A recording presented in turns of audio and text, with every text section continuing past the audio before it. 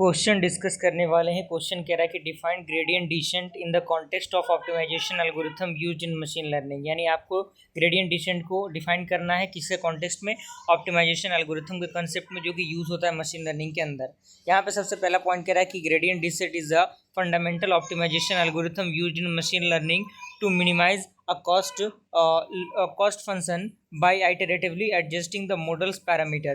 यानी जो gradient descent होता है एक प्रकार का फंडामेंटल जो ऑप्टिमाइजेशन एल्गोरिथम होता है, जो कि यूज़ होता है मशीन लर्निंग के अंदर, किसके लिए, ऑप्टिमाइज करने के लिए कॉस्ट फंक्शन को, जो कि एडजस्ट होते हैं method of parameter just like weight and base के फॉर्मेट में।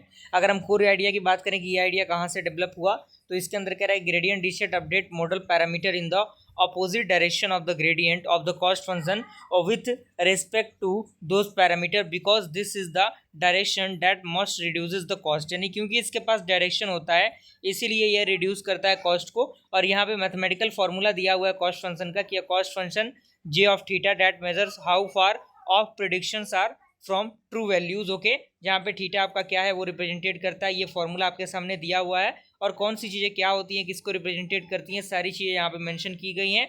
आपको इन सारी चीज़ों को लिखना पड़ेगा। इसके अंदर एक और पॉइंट है कि हाउ इट वर्क्स, यानी ये किस तरीके से काम करता है। तो पॉइंट कह रहा है कि इनिशियलाइज सबसे पहला स्टेप, दूसरा आपका आता है compute the gradient of the cost function using the current parameter, यानी करंट पैरामीटर की मदद से ग्रेडियंट को कंप्यूट करना उसके कॉस्ट फंक्शन को। तीसरा आपका आता है update the parameter by moving the in the direction that reduce the cost, यानी अपडेट करना पैरामीटर को मूव करने के दौरान डायरेक्शन को जो रिड्यूस करता है कॉस्ट को उसके अकॉर्डिंग। और तीसरा आपका आता है repeat until the cost function convergence. Okay, यानी रिपीट करना कॉस्ट फंक्शन को। अब यहाँ पे आता है टाइप ऑफ ग्रेडियंट डिसेंट, अलग अलग टाइप के ग्रेडियंट डिसेंट होते हैं।